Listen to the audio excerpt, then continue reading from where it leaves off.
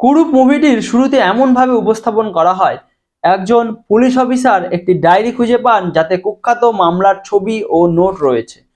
মুভির অন্যতম চরিত্র ডিওয়াইএসপি কৃষ্ণ দাসের অবসর গ্রহণের পটভূমিতে এই পুলিশ অফিসার কুরুপ নামক অপরাধী মাস্টার মাইন্ডের গল্প পড়ে, যেখানে একজন এয়ারফোর্স অফিসার গোপী কৃষ্ণ নামে পরিচিত ছিল, যে একজন অফিসারের দায়িত্ব পালনের চেয়ে তার জীবন নিয়ে আরও কিছু করতে চেয়েছিল। দেখা যায় কিছুদিন পর সে মুম্বাইয়ে স্থানান্তরিত হয় এবং 1 মাসের অসুস্থতায় ছুটি নিয়ে বাড়ি চলে যায়, কিন্তু পরে দেখা যায় সে আত্মহত্যা করে।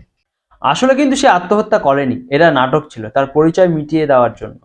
তার নাম এখন থেকে পরিবর্তন হয় গোপীকৃষ্ণ থেকে সুধাকর কুরুপ।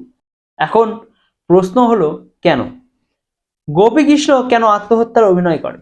তার নিজের নাম গোপীকৃষ্ণ থেকে কেন সুধাকর কুরুপে পরিণত হয়? পুরো মুভিটি ভিন্ন ভিন্ন সময়ের পটভূমিতে রচিত, যেমন ধরুন 1960 থেকে 1970, আবার 1980 থেকে 1990 এর মধ্যে।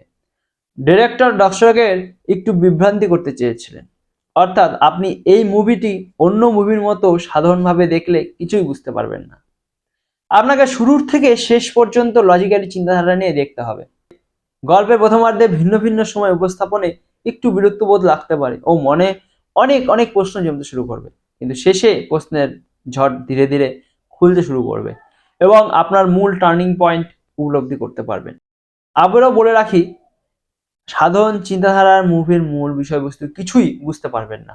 মুভির মূল বিষয়বস্তু বুঝতে হলে প্রথম থেকে শেষ পর্যন্ত দৃঢ়তার সাথে দেখতে হবে, তাহলেই মুভির আসল রূপ উপলব্ধি করতে পারবে।